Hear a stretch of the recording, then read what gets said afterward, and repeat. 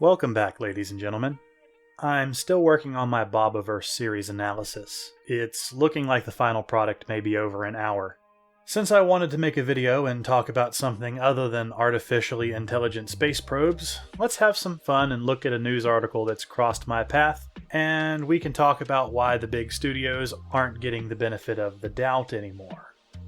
But first, a message from this video's sponsor, me. This week I'm promoting my second series, Hapless Homesteader. Bob Stackey was a freelance programmer who loved nothing more than being away from everyone. While the world around him went insane, he stayed inside, got his groceries delivered, and played video games. Now the power's off, the neighbors are dead, and Bob is in trouble. Armed with no muscles, no survival skills, an old woman, and 2 stray dogs, Bob faces the aftermath of the apocalypse. As nature starts to reclaim the city, can Bob set up a livable homestead? Can he even find the information he needs to succeed? Will luck be on the side of this hapless homesteader? Alright, obligatory ad out of the way, let's get back to the article. This article is titled, Toxic Fandom: How Hollywood is Battling Fans Who Are Just Out for Blood, from social media boot camps to superfan focus groups. Now that's a title that just rolls off the tongue, doesn't it? Granted, this isn't exactly book news, but it's close enough, and I believe it's one of those things that gives us a glimpse into the heart of one of the many things wrong with the entertainment industry. Without further ado, let's begin. On August 28th, Amanda Steinberg, the lead of the Star Wars series The Acolyte, posted an 8.5-minute video to her Instagram stories about Lucasfilm's abrupt decision not to pick up the show for a second season, just a month after the Season 1 finale streamed on Disney+. It's not a huge shock to me, Steinberg said. Since the series was announced in 2020, she continued, we started experiencing a rampage of, I would say, hyper-conservative bigotry and vitriol, prejudice, hatred, and hateful language towards us. Steinberg was unavailable to comment for this story. I'm going to be honest, I haven't really been into Star Wars since Knights of the Old Republic, but it's close enough to what I do that I get news about it mixed in with the things I care about. One thing I know for certain, or at least I'm fairly certain, is that The Acolyte wasn't cancelled because of fan backlash. It was cancelled because no one was watching it. Over the last decade or so, Hollywood and affiliate groups have picked up on the marketing strategy we would know today as owning the chuds. It goes something like this. Showrunner takes a popular franchise, announces a new project, and makes sure to showcase things from their political wish list they've crammed into the show. These things usually fly in the face of the established canon and irritate the die-hard fans. Then when pushback comes from the groups they wanted to enrage, the articles start to come out, full of the laundry list of buzzwords I'm sure many of you can recite by heart at this point. Then 1 or 2 actors will receive unverified threats of some kind, often attacking a protected characteristic, and then a big song and dance is done about how bad the internet is for doing what the internet has done since the internet began. I know because I was there in the 90s, and I know the traditional language of global chat and game lobbies. Next thing you know, every article in the supporting press about the show is about the drama around the actors and not the usually mediocre or worse content of the show. It's a very old tactic at this point. They're just stirring up controversy to convince the uninitiated to consume their product out of sympathy and not interest. Continuing on. In other words, The Acolyte was the latest high-profile target of toxic fandom. The catch-all term for when fan criticism curdles from good-faith dissatisfaction into a relentlessly negative, often bigoted online campaign against either the project or its stars or creative leaders. In a franchise economy increasingly dependent upon established audience devotion to drive the bottom line, the threat of toxic fandoms poisoning that enthusiasm has become a seemingly intractable headache for almost every studio, and it's only getting worse. I'm no marketing genius. If I was, I wouldn't be making this video. I'd be making producers cry with my exorbitant rates. If, however, I was in that lofty position, one phrase I would permanently strike from my vocabulary is toxic fandom. The last thing you want to do is attack or antagonize your fans, especially if the market is driven by franchises as the article is claiming. If you're counting on repeat business, you have to cater to the customers that keep returning. There are numerous extremely attractive men and women who can't keep a partner because they're insufferable, and no amount of good looks or wealth will fix that. Fans are important to any creative hoping to make a career out of creative works. If you insult them, destroy the products they love to hurt them, and constantly chase after the audience you want instead of the one you have, you will end up with no fans at all. Chasing fads usually doesn't end well. Continuing on. It comes with the territory, but it's gotten increasingly loud in the last couple years, says a veteran marketing executive at a major studio. People are just out for blood, regardless. They think the purity of the first version will never be replaced, or you've done something to upset the canon of a beloved franchise, and they're going to take you down for doing so. Sometimes toxic fandoms behave reactively. A House of the Dragon episode featuring 2 female characters kissing, and an episode of The Last of Us focusing on a gay couple were both review bombed. The practice of mobbing sites like Rotten Tomatoes and IMDb with negative user reviews, which gained mainstream attention following the premiere of 2017's Star Wars The Last Jedi. An entire YouTube ecosystem is devoted to declaring projects like The Marvels and The Boys woke garbage, among other pungent sobriquets. That last word is a weird one. Yes, many people are out for blood. We are currently in the middle of a culture war, or a cultural revolution depending on how you feel about it. Hollywood and other producers of mainstream content have become wrapped up in the political and put stories and entertainment on the back burner.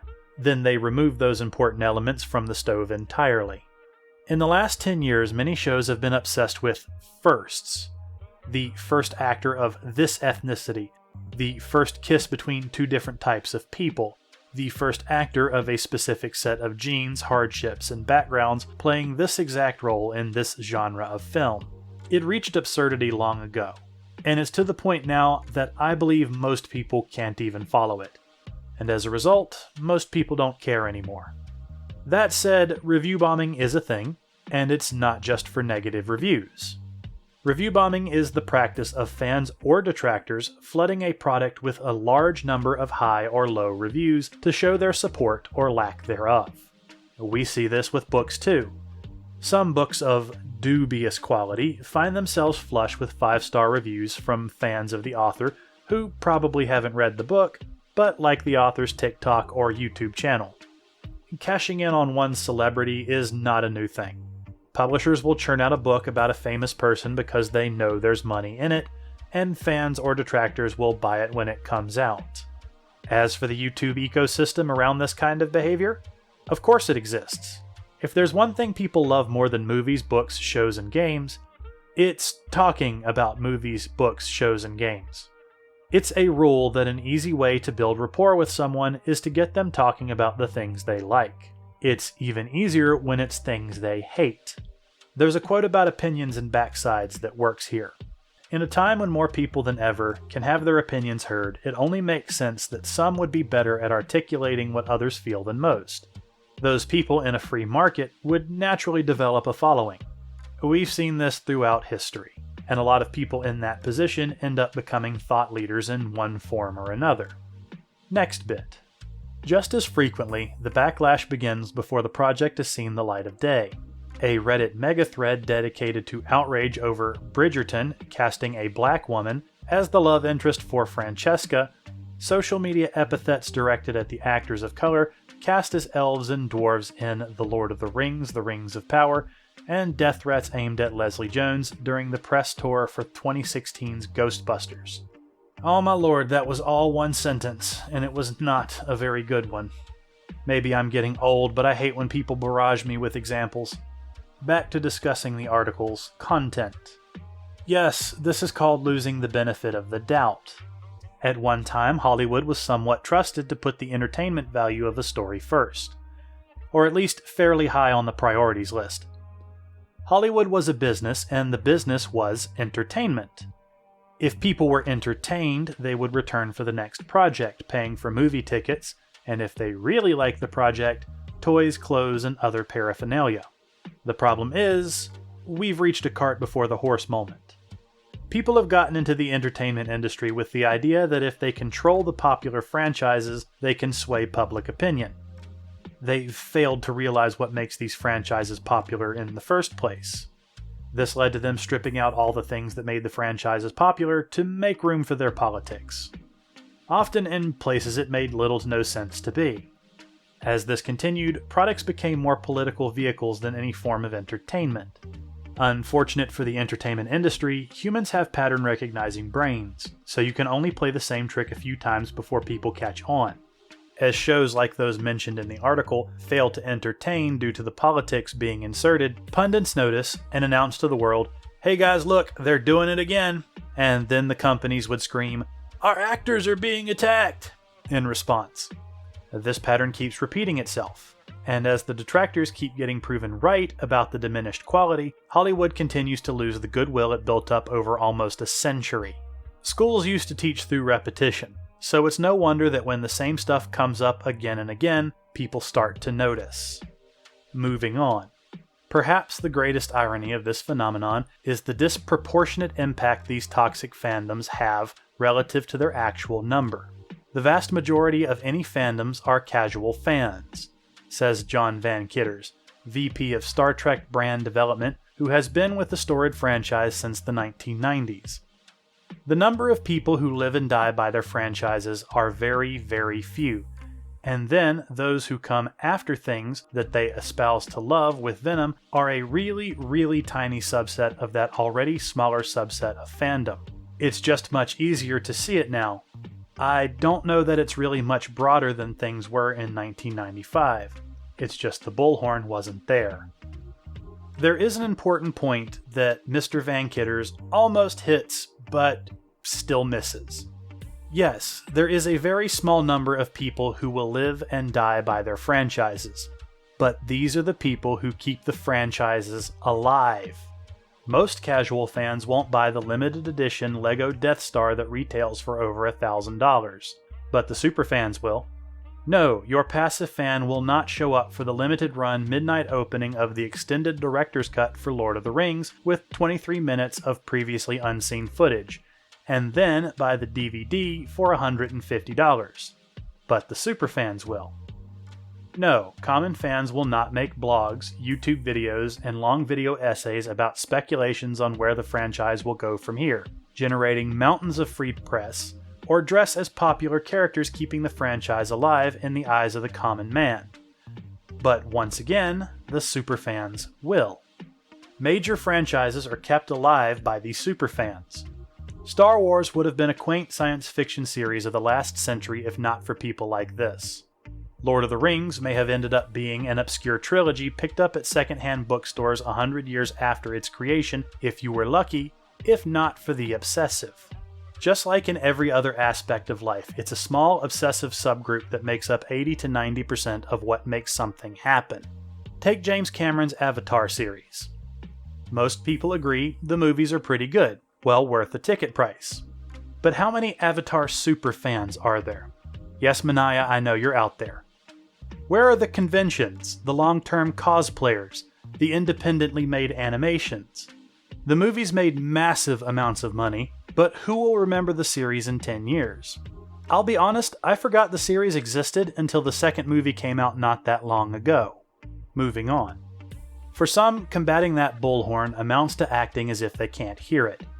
Particularly when it's a negative, toxic conversation. We don't even engage, says a TV marketing executive. Like with toxic people, you try not to give it too much oxygen. One principal concern is that reacting to these kinds of attacks risks alienating fans who are unhappy with creative choices about the franchise, but haven't tipped over into abusive behavior. So a studio may attempt to amplify friendlier voices instead. We'll reply to comments that are positive and elevate those things, says the TV exec. This is kind of a viable strategy. Sometimes. It is a sign of maturity that you don't go into hysterics the moment someone says something negative about something you've made. That said, it can also be avoiding the problem. The difference being the validity of the concern. Someone being mad about an otherwise good actor being off by a shade is probably not a valid complaint. Someone complaining that the partner orientation of a character taking a sudden and ill-explained turn that just so happens to coincide with the new showrunner's particular ideology is probably a valid concern. The difference usually boils down to if the change is good for the story or good for the politics of the person running the story. I've read a number of books where the main character made choices that seemed out of character. Usually this is because the author wants the character to do something it doesn't make sense for the character to do, or it goes against what we know about the character. I will use examples from Shadow of the Conqueror for years to come because I suffered through that 20-hour slog, and now I'm going to make it everyone else's problem. Dalen from Shadow of the Conqueror is proud of the things he's done. We know this because throughout the book, he won't shut up about them. He gets upset when people talk negatively about him. Or positively about him, but that's a different point. He even points out that people still use many of the laws he put into place before he was deposed. So it makes no sense for him to be repentant of the horrible things he's done, because he obviously doesn't see them as horrible. It makes no sense that the moment he turns young again, he wants to do something good until he dies. He's obviously seen most of what he did as good, and therefore should not want to be redeemed. He should want revenge. Dalen already acts like a psychopath. It would make more sense, and it would be a better story, if he wanted to take back the throne and get revenge on the people who turned against him. Continuing on. Still, toxic fandoms have grown so pernicious that they've become a fact of life for many, and so powerful that while talent, executives, and publicists will privately bemoan the issue, fear of inadvertently triggering another backlash kept several studios from speaking for this story even on background. As one rep put it, it's just a lose-lose. Yes, anyone who gets a 1099 at tax time can tell you about keeping your mouth shut to keep the client happy. This is a common practice and doesn't change just because what you make was popular 2 decades ago. Movies, shows, and books are often made with the hope they will become popular and, by extension, profitable. While there is a streak in every artist for artistic purity, or what I like to call, I think this is cool and I wanted to make it just for that reason, the problem is things cost money.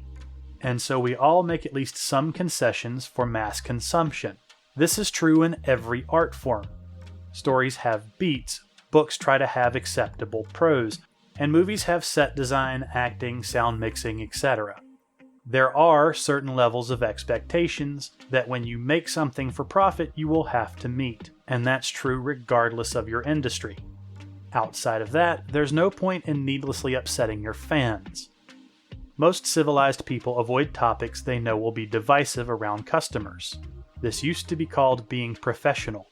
People understood you didn't need to fight everybody over every little thing, especially when you can do nothing but lose regardless of if you win the fight. In other words, don't fight battles you gain nothing from winning. Reading on. Those who did talk with Variety all agree that the best defense is to avoid provoking fandoms in the first place. In addition to standard focus group testing, studios will assemble a specialized cluster of superfans to assess possible marketing materials for major franchise projects. They're very vocal, said the studio exec. They will just tell us, if you do that, fans are going to retaliate. These groups have even led studios to alter the projects. If it's early enough, and if the movie isn't finished yet, we can make those kinds of changes. I mean, realistically, it all just sounds like focus groups. It doesn't matter if they're fans. Or, as some might call it, this is bringing in the specialists. I assume this is something you do when the original creator of the story isn't around anymore. This is actually a good idea for a profit-minded company. It also sounds very corporate. As a side note, I miss the days when companies competed with each other by trying to make superior products, and not just hoping you forget to cancel your subscription. But back to the topic. It's a good idea to run complicated things by professionals. In this case, obsessive fans. For franchises like Star Wars, this can be invaluable. I remember one fan complaining very loudly that Darth Vader's costume in one of the recent shows was a ridiculous mix of different time periods. While this is exactly pedantry, This is what you want for a franchise that pulls in literal dump trucks of cash and merchandise. Canon is one of those tricky things that can get lost in the shuffle. Making sure a character isn't acting outside their knowledge, character, or general lines of behavior is a job in and of itself, especially in long-running franchises. This can be further complicated by things they acquire or changes made to their wardrobe. This stuff may go over the head of your regular fan, but not the super fans. And the super fans are those that spend the most money. If it's not the money you're worried about, you can instead file this under delivering the best possible product you can. Back to the article. Several studio insiders say they often put their talent through a social media boot camp. In some cases, when a character is intentionally challenging a franchise's status quo, studios will, with the actor's permission, take over their social media accounts entirely. When things get really bad, especially involving threats of violence, security firms will scrub talent information from the internet to protect them from doxing. I really miss the days when Hollywood actors had wranglers who kept them from acting stupid in the public eye. Believe it or not, there was a time when letting an actor use something like Twitter was unthinkable. I remember people used to idolize actors, thinking they were decent people, as opposed to just below lawyers and just above poisonous slugs in the hierarchy of life. In some particularly egregious cases, a direct response has been necessary. In 2022, after Obi-Wan Kenobi actor Moses Ingram announced the hundreds of racist messages sent to her about her role, "There's nothing anyone can do about this. There's nothing anyone can do to stop this hate," she said. Lucasfilm posted a statement to its Star Wars social media accounts that read, in part, "There are more than 20 million sentient species in the Star Wars galaxy. Don't choose to be a racist." The Star Wars accounts also shared a video of Obi-Wan star Ewan McGregor saying the abuse made him sick to my stomach, and that if you're sending her bullying messages, you're no Star Wars fan in my mind. This is one of those things they would have been better off ignoring. This is also one of those things they tried to get sympathy profits for. If the actor was getting these threats, they were not increasing her safety by making knowledge of them public. All they did was embolden those who would threaten her with knowledge they were having an impact. Further, the messages of support sound more like posturing and preaching than actual support. These were reactions to words on the internet, not physical actions. As things stand, the messages were never seen, and thusly never proven. This gives credence to those who claim it was a publicity stunt to prop up a show that turned out to be mediocre at best. Back to the article. Later that year, the cast of The Rings of Power condemned the relentless racism, threats, harassment, and abuse some of our castmates of color are being subjected to on a daily basis. And actors from the Lord of the Rings film trilogy posted photos of themselves wearing clothing featuring the ears of Middle-earth creatures in multiple skin tones underneath the message, "You are all welcome here," written in Elvish. Those efforts may have had an effect. In an August interview with Amazon MGM Studios TV chief Vernon Sanders about The Rings of Power, the executive said the show hadn't experienced the same racist hostility in advance of Season 2 that had greeted it in its 2022 debut. "People had a chance to actually engage with the show," he said. "Overwhelmingly, what we've seen is that folks who came with an open mind can discuss and debate their favorite things, which takes you out of the place of that ugly conversation that happened with some folks who may have been infused with an agenda that's separate from the show itself." Oh dear Lord, I hate how this article is written. I'm sure the picture and message did so much to quell these fires.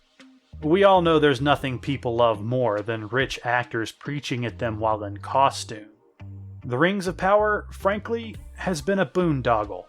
If you want the particulars of why, there are endless videos covering it and explaining it, and I'm not going to do that here because that would require me watching it. Something and looking at the numbers, most people aren't willing to do. There's a special kind of hubris in taking a franchise as beloved and obsessed over as Lord of the Rings, and not only trying to jam Hollywood politics into it, but telling the story badly. It's like going up to a militant, obese atheist in a fedora and an I Love Science t-shirt and screaming in their face that they're going to hell for not believing Buddha died on the cross for their sins.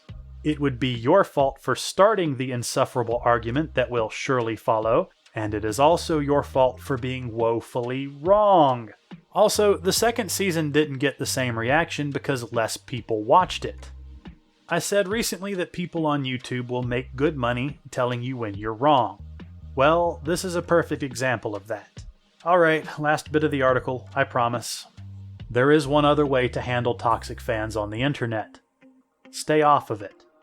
I'm not online, so I'm protected, says frequent Marvel star Elizabeth Olsen.